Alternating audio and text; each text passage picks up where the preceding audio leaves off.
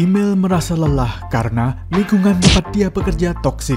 Ketika bertanya lowongan kepada temannya Rizka yang terlihat sukses, dia kaget karena Rizka mengaku menjadi simpanan pengusaha sukses yang telah beristri. Email pun akhirnya mengikuti jejak Rizka dan bertemu Teguh, pengusaha kelapa sawit. Karena cocok, dia akhirnya menjadi simpanan Teguh dan hidup mewah. Sampai suatu hari, hal yang Email takutkan tiba. Ia bertemu istri sah Teguh dan dikonfrontasi di depan umum. Untuk menonton part 1, bisa klik bagian kanan atas ini ya. Halo semua, sebelum nonton jangan lupa klik subscribe dan lonceng ya. Terima kasih.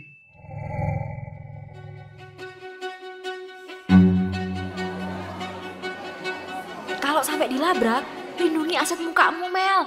Muka udah botox-botox, ujungnya malah bonyok.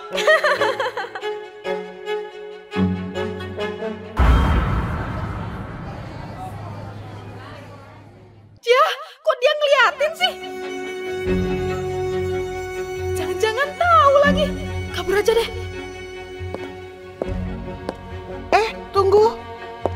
Siang, dia tahu aku. Tunggu. Kamu Email kan? Email, berhenti. Gak! Astaga, dia mulai menggila. Dasar kamu pelakor murahan. Rasakan ini. Wapok.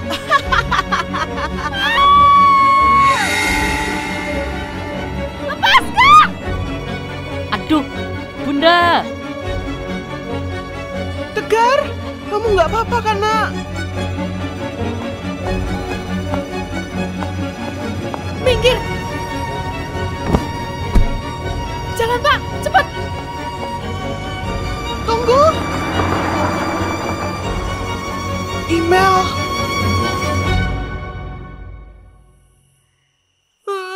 Gimana ini? Habis sudah hidupku. Pasti istrinya itu bakal marah-marah ke Mas Teguh. Lalu fasilitasku bakal di-stop. Terus kalau dia ngelabrak aku di kos sambil videoin kayak di TikTok-TikTok itu gimana? Se-Indonesia bisa tahu kalau aku ani-ani. Oh iya, Rizka pasti tahu jalan keluarnya. Rizka, pas banget aku mau nelpon kamu. Mel, aku boleh mampir ke tempatmu nggak? Boleh-boleh aja kok. Atau kita ketemuan di kafe aja? Enggak, untuk sementara waktu aku harus sembunyi dulu. Aku ke kontrakanmu sekarang ya. Iya, kesini aja Riz. Tumben Rizka lesu gitu. Kira-kira ada apa ya?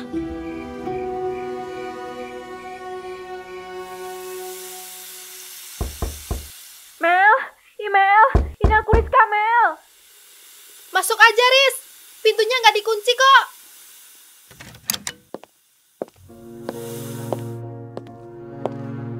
Email, aku kesel banget. Loh, kamu kenapa? Sini coba cerita dulu. Aku di KDRT sama pasanganku, Mel. Dia berani-beraninya nampar mukaku.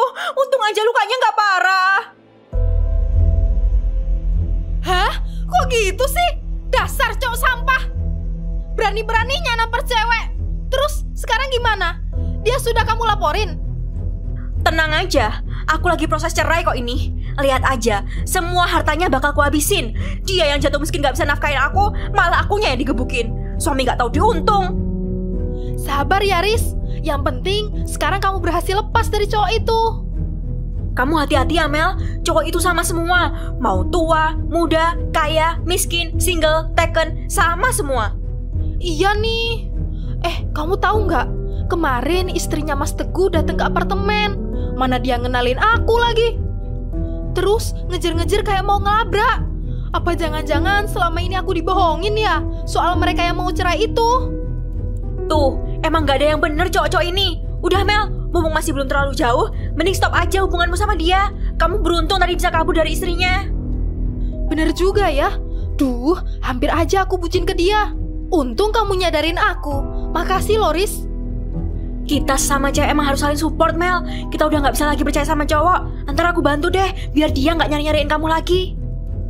Iya, bener. Aku nggak boleh diem aja. Aku harus bisa mandiri tanpa Mas Teguh. Email pun segera melakukan apa yang dianjurkan Rizka. Dia langsung mengganti nomor HP-nya dan pindah kontrakan. Semua fasilitas dan hadiah-hadiah mahal dari Teguh dia bawa dan sebagian digadaikan. Seminggu kemudian, dia mulai melamar menjadi marketing di salah satu perusahaan otomotif. Dengan penampilannya yang sudah jauh terupgrade, dia dengan mudah mendapatkan pekerjaan baru. Bos yang semuanya laki-laki pun sangat senang dengan kedatangan email.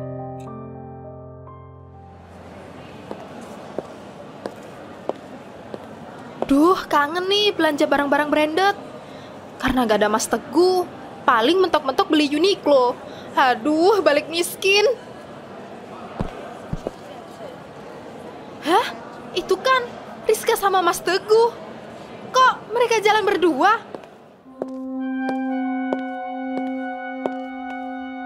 Rizka, kamu kok di sini? Sama Mas Teguh lagi? Email, datang-datang langsung nyaut aja sih. Emang kenapa? Gak boleh.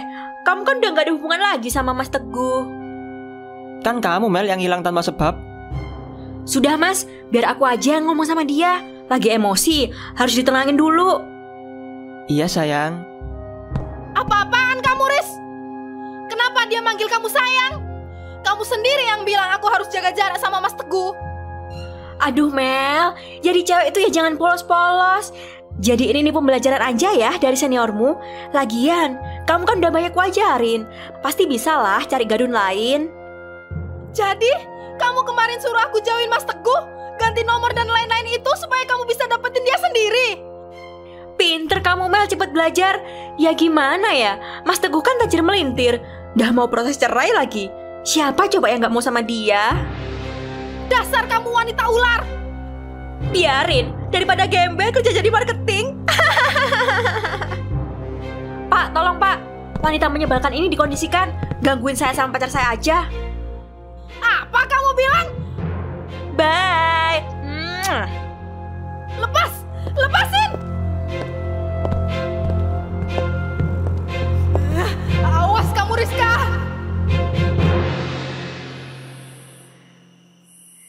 Aku mau ngambil laptop di apartemen. Malam ini kita nginep di Hotel Sheraton ya. Istriku belakangan sering datang tiba-tiba. Pasti gak mau dicerain ya?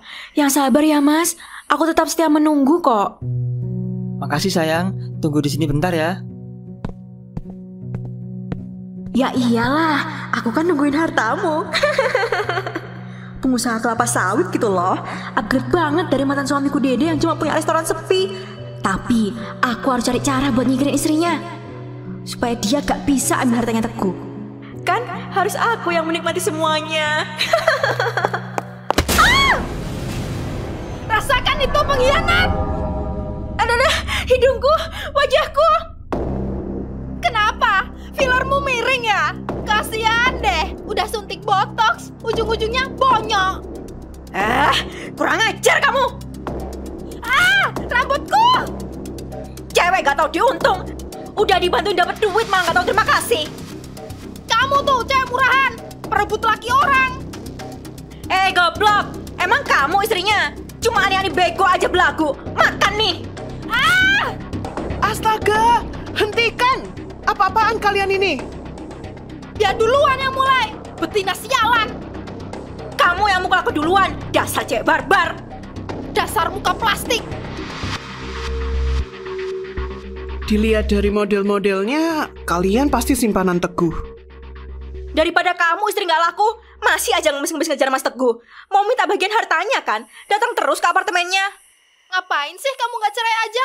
Udah tahu Mas Teguh gak mau lanjut. Move on dong.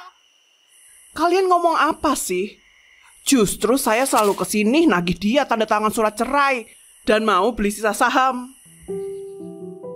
Dia yang dari dulu menghindar gak mau cerai karena masih mau menikmati fasilitas dan tinggal di apartemen-apartemenku. Lagian ngapain aku ngincer hartanya? Kepemilikan harta 80% di aku kok, termasuk perkebunan sawit. Bohong, gak hidup Teguh kan mewah. Kamu mau bohongin kita kan? Justru itu, selama ini dia hanya berfoya-foya tanpa ada imbas ke perusahaan. Hanya jadi parasit. Tapi untung deh, dengan kejadian ini, aku jadi ada bukti video dia suka main perempuan. Tinggal minta rekaman dari CCTV di sana. Dengan begini, urusan cerai dan kepemilikan perusahaan bisa lebih mudah aku ambil alih. Enggak, aku nggak bakal dapat harta Teguh setelah semua perjuanganku. Bukannya kemarin kamu mau ngelabrak aku? Aku kira kamu marah karena aku jalan sama Mas Teguh.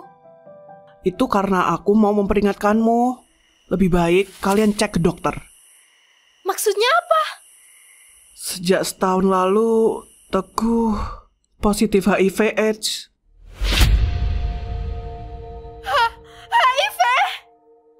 HIV/AIDS. Semenjak aku memegang kendali perusahaan, aku jadi lebih sibuk. Hingga Mas Teguh diam-diam suka main perempuan.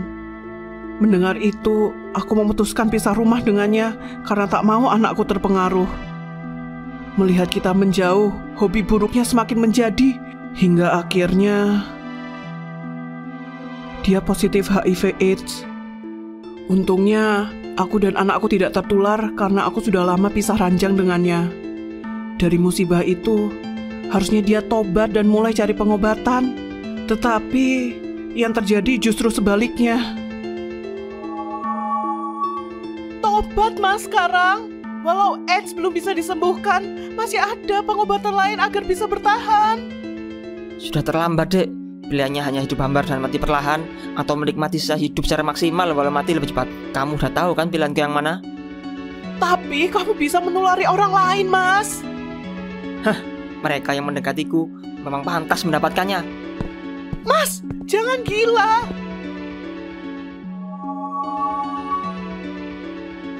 Setelah itu hidupnya lebih liar.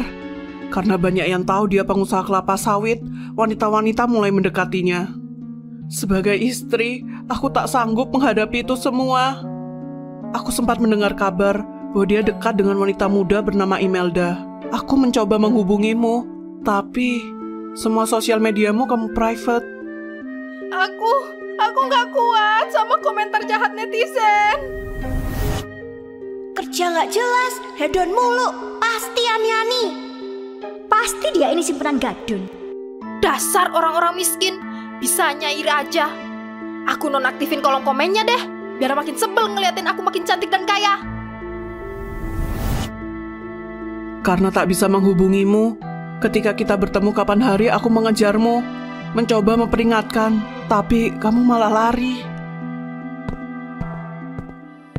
Andan, kamu datang lagi. Mau maksa aku tanda tangan surat cerai. Mas Teguh, kamu beneran kena HIV? Istrimu ini bohong kan? Jawab. Tuh, nyantai aja kenapa sih? Iya, aku kena HIV/AIDS. Masalah? Nggak mungkin. Jahat kamu mas, egois. Kamu sengaja kan nularin ke kita.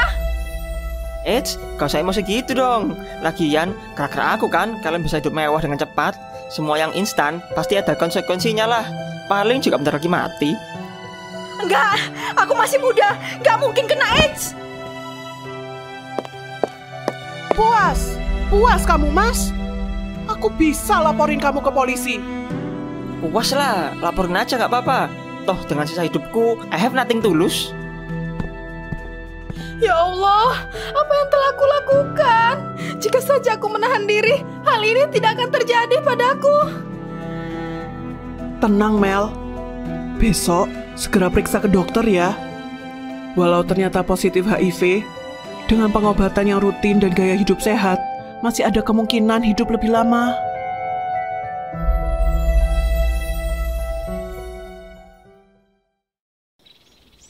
Besoknya, setelah melakukan cek kesehatan, Email dinyatakan positif HIV. Dia sangat terpukul karena harus menjalani pengobatan intens seumur hidupnya. Tetapi, nasi sudah menjadi bubur. Email bertekad mengubah hidupnya menjadi lebih baik dan berguna bagi orang lain. Dia lalu aktif sebagai volunteer bagi pasien-pasien HIV.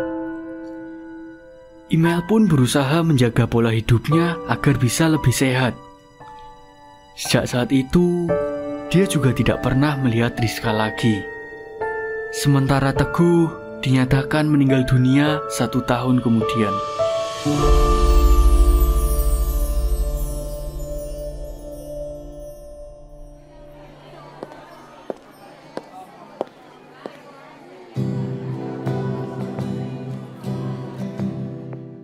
Mbak Imel, bener nggak PDAA nggak boleh makan sembarangan?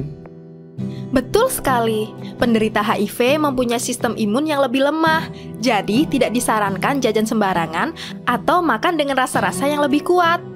Saya sudah berhenti mengkonsumsi gula, kopi, dan susu. Telur pun harus yang sudah steril.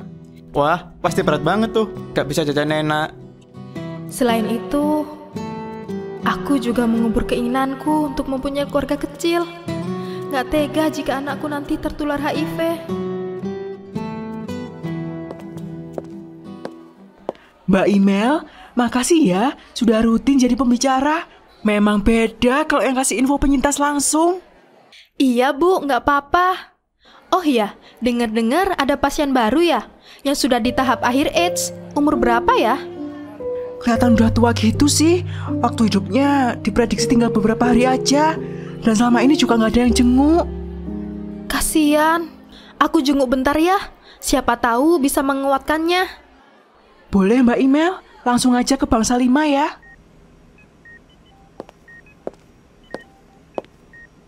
Selamat pagi Bu. Saya dengar keluarganya belum datang ya. Sabar ya Bu. Boleh saya temenin sebentar. Saya penyintas HIV juga. Iya Bu, ada apa? Imelda, maafkan aku. Rizka? Kenapa kamu jadi seperti ini? Setelah kejadian 3 tahun lalu, aku langsung meninggalkan Teguh dan tak pernah cek ke dokter, Mel. Aku takut menghadapi kenyataan kalau aku benar-benar positif HIV dan tetap melakukan lifestyle malam seperti biasanya, Mel. Setahun kemudian, aku mulai terkena masalah kesehatan serius. Aku sangat takut, apalagi mendengar Teguh juga sudah meninggal. Aku segera ke dokter dan ternyata terlambat. Dari HIV, aku sudah positif AIDS, Mel. Hidupku sekarang hancur, tubuhku rusak. Kecantikan yang dulu kubanggakan langsung sirna dalam sekejap. Semua orang mendadak jijik padaku, termasuk keluargaku sendiri. Kini, aku hanya tinggal tulang belulang menunggu ajal. Sudah Rizka, biarlah itu menjadi masa lalu. Di sini ada aku yang mengerti semua penderitaanmu. Maafkan aku ya Imel. Ini semua gara-gara aku terlalu bernafsu mendapatkan harta instan. Bahkan aku juga menjerumuskanmu. Kalau mau cepat kaya, ya jadi simpanan aja. Aku sudah memaafkanmu, Riz. Aku sudah berdamai dengan keadaanku sekarang. Kamu juga pasti bisa. Terima kasih ya Imel. Aku bahagia banget kamu beneran maafin aku di saat-saat terakhirku. Tenang-tenang yang tak kunjung datang, menanti-nanti cahayamu, beri aku petunjukmu. Kadang-kadang kelam ini datang menghampiri.